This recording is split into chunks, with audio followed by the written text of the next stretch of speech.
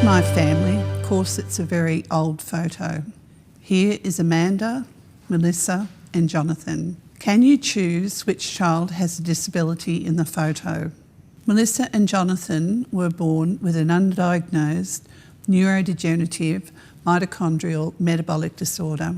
Their disabilities include intellectual, physical impairments, visual and hearing losses, epilepsy, asthma, immunology deficiencies, generalised low muscle tone, dysphagia and movement disorder, and gut dysfunction. They have been amazing throughout, with frequent hospital admissions and constant pain. They grew and developed despite their problems, showing a sense of humour, fighting like other kids, showing courage and determination in learning how to control their heads, learning to sit, all of those disabilities, or abilities rather, we take for granted. They achieved this through very hard work. Your love for your child is there, but after the birth of a child with disabilities, the world turns upside down. Finding the right way up is aided or not aided by the professionals you meet. I had become a nurse, so I had medical knowledge. When I was pregnant with Melissa, I told the obstetrician that I could not feel fetal movements until 24 to 25 weeks of pregnancy. He said I was just too busy to notice. He waved my concerns aside. When born, Melissa required a human crib to stabilise temperature and nasogastric feeds for 2 days before learning how to breastfeed. I showed the paediatrician that one ear looked different to the other. But on discharge, I was, according to the doctors, taking home a normal baby. At 6 weeks, I asked the paediatrician, do babies sometimes need glasses to see? I reported my observation that Melissa's face was very bland. There was no movement in her expression. At 8 months, I asked for a referral to a second paediatrician for another opinion. It took so much courage to do this. I felt very ill. I felt I was trying to prove there was something wrong with my baby. A wonderful saint in the form of a neurologist saved my sanity, but kindly as possible, after examining Melissa, explained she was disabled and needed admissions for testing. Tests were all normal, but on discharge, we were sent to an eye specialist rooms. That gentleman, after examining Melissa, informed us that she had bilateral hypertrophy of the optic nerves. She would never see, function, or do anything. It would be best if we placed her in an institution, then sent us to drive home.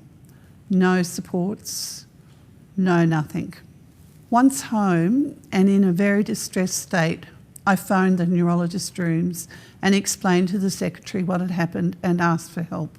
That neurologist asked us to return to his rooms immediately. He sat with us for 2 hours, helping us process the shocking way we had been dealt with, giving us a plan of support and sending us away, feeling a little more hopeful for Melissa, and so started our living in the world of disabilities, and that was a very steep learning curve.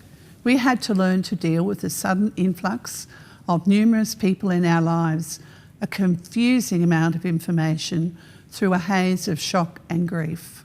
These meetings resulted in having to organise a wheelchair, special seating at home, seating for the bath, exercise programs, ankle-foot orthosis, glasses, hearing aids, nasogastric feeding equipment and formula, scripts, theatre trips for tests, muscle biopsies, spinal taps, skin biopsies, EEGs, ERGs, ECGs, sleep studies, etc.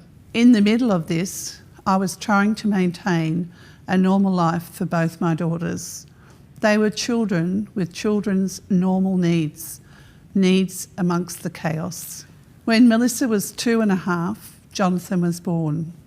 We had been reassured that Melissa was oxygen deficiency in pregnancy. the risk of problems was no more than that of the normal population. Unfortunately, that was wrong. Although Jonathan was a normal pregnancy and he functioned well at birth, he had that ear that looked different. The same ear had canal atresia. At 3 months, Jonathan was meeting milestones, but then I noticed his finger, it was twitching. It was the start of seizures.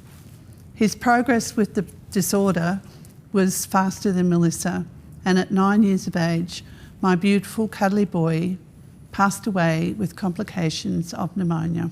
My family now, I've remarried and have 2 beautiful stepdaughters. Melissa is attending Multi-Cap Day post-school options program, is living with 3 friends 5 days a week with 24-hour care and at home 2 days a week, and has an enormous self-esteem and expectation of life. I was honoured to be my children's mum and have developed enormously as a person thanks to them. If I can ask you to learn anything from our story, it is please actively listen to your patients. They are telling you the story. It's important. I might add, I am a nurse and midwife and yet still had difficulty getting someone to listen to me.